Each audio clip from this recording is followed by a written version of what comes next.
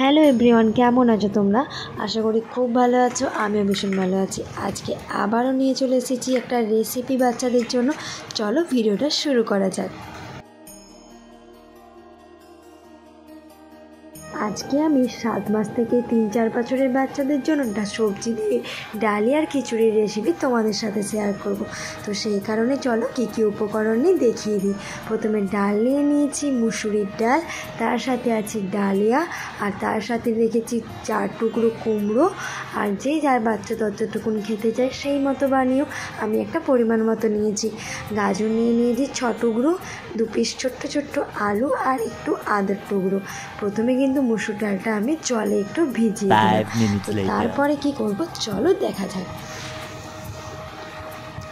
তো ডালিয়াটাকে কিন্তু আমি একটু শুকনো কড়াই ভালো করে নাড়াচাড়া করে নেবো, যাতে ডালিয়াটা নাড়তে নাড়তে একটা হালকা কিন্তু কালারটা চেঞ্জ হয়ে যাবে। তোমরা যখন নাড়বে ঠিক বুঝতে পেরে যাবে। আর আমি এখানে ইউজ করছি প্যাকেট রুচির ডালিয়া। এটা ভীষণ ভালো। সবসময় প্যাকেটজাত জিনিসটা বাচ্চাদের জন্য ইউজ করবে খোলার থেকে। ডালিয়াতে থাকে প্রচুর পরিমাণে কার্বোহাইড্রেট, যেটা বাচ্চাদের কোষ্ঠকাঠিন্য দূর করতে অনেকটাই সাহায্য করে। বাচ্চাদেরকে সঠিক নিয়ম মেনে যদি খাওয়ানো যায়, বাচ্চাদের কিন্তু ওয়েট গেইন করতেও অনেকটা সাহায্য করে। এই রেসিপিটা কিন্তু বাচ্চাদেরকে 7 মাস বয়স থেকেও তোমরা দিতে পারো। আমার মেয়ে যখন 7-8 মাস ছিল, আমি কিন্তু তখন থেকে ওকে এটা ইন্ট্রোডিউস করিয়েছি, আর ওটা খায়ও। তো আমি ওটা একটু নাড়াচাড়া করার পর আমি এটা পুরো কুকারেতেই কুক করব। তো সেই কারণে কুকারে অল্প পরিমাণে কিন্তু আমি ওকে সর্ষের তেলটা ইউজ করেছি। তার সাথে আমি দিয়ে দিচ্ছি একটু অল্প পরিমাণ হাতে গোনা মতো ওই 4-5 দানার মতো একটু গোটা জিরে দিয়ে দিলাম।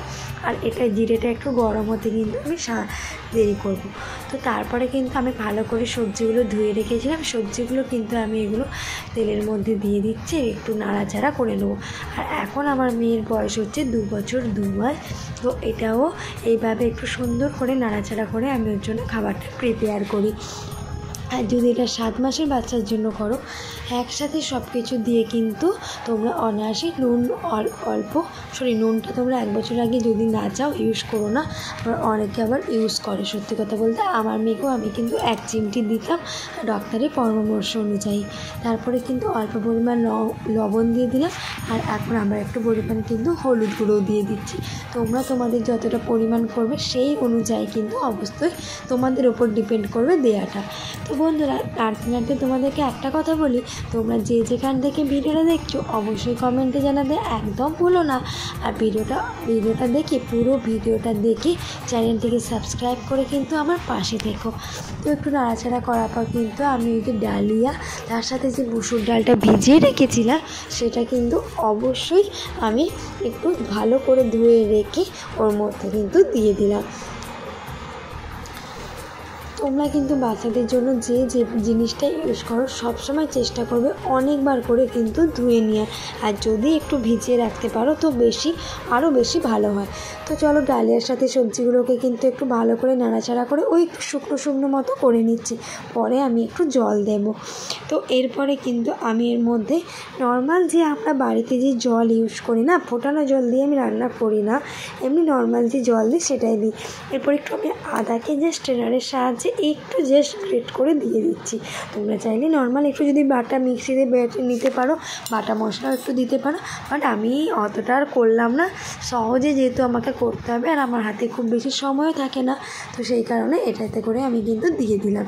তো তারপরে আমি কিন্তু পরিমাণ মতো জল দিয়ে আমি প্রায় তোমার 3 থেকে 4টে সিটি দিয়ে দেবো।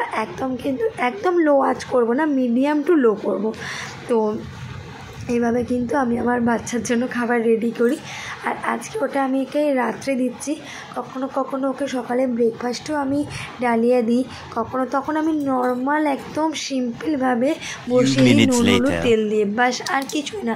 যেহেতু রাত্রে খাবে সেই কারণে কিন্তু একটু ভালো করে করার চেষ্টা করলাম। দেখ, তোমরা কিন্তু অবশ্যই তোমাদের বাচ্চার জন্য এটা একবার ট্রাই করে দেখতে পারো।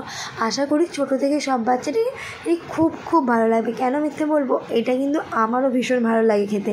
হালকা পাতলা একটা মশলা ছাড়া কিন্তু ভীষণ পুষ্টিকর একটা বাচ্চাদের জন্য খাবার। তো দেখো আমাদের ডালিয়াটা কিন্তু একদম রেডি হয়ে গেছে। একটু জল আছে বলে আমি একটু হালকা গ্যাসটাকে জেলে কিন্তু ফুটিয়ে নিচ্ছি। কালারটাও কিন্তু ভীষণ সুন্দর হয়েছে। জাস্ট হাতে করে ওই যে গাজরগুলোকে একটু হালকা ম্যাশ করে কিন্তু ওকে খাইয়ে দেবো। যাই হোক, ও কিন্তু অনেকটা চিবিয়েও খেতে পারে, আমার কোনো সমস্যা নেই। তো চলো এইভাবে সার্ভ করে দিই। হ্যাঁ, আর একটা কথা বলি, শুধু কিন্তু ও ডালিয়া খাবে না, ডালিয়ার সাথে কিন্তু ওর এখন আর একটা জিনিসও চাই। চলো তোমরা নিজের মুখ দেখো। আর একটা কথা বলছি, তোমরা কিন্তু যারা যারা আমার চ্যানেলটিকে এখনও পর্যন্ত লাইক শেয়ার কমেন্ট করো নি এবং সাবস্ক্রাইব করো না, তারা কিন্তু ঝটপট সাবস্ক্রাইব করে রেখো নতুন নতুন এরকম রেসিপি দেখতে। আমার চ্যানেলে আরও অনেক ভিডিও আছে। আমার ডালিয়াটা তো আমার তৈরি হয়ে গেছিলো, এখন আমার মেয়ের খাওয়ার টাইম হয়ে গেছে। তো একটা বাটিতে আর চামচের সাহায্যে কিন্তু খাবারটা নিয়ে চলে এসেছি। আর তার সাথে কিন্তু একটা হালকা একদম অয়েলে কিন্তু একটা ডিমের পোচ করে দিয়েছি। হ্যাঁ, ও হয়তো সব ডিমটা খাবে না, বাট ও যতটা যা খেলো, যাই তারপরে তো আমি খেয়ে নিই। চলো আজকের ভিডিওটা এখানেই শেষ করছি। ভিডিওটা ভালো লাগলে অবশ্যই লাইক শেয়ার কমেন্ট করে দিও। টাটা।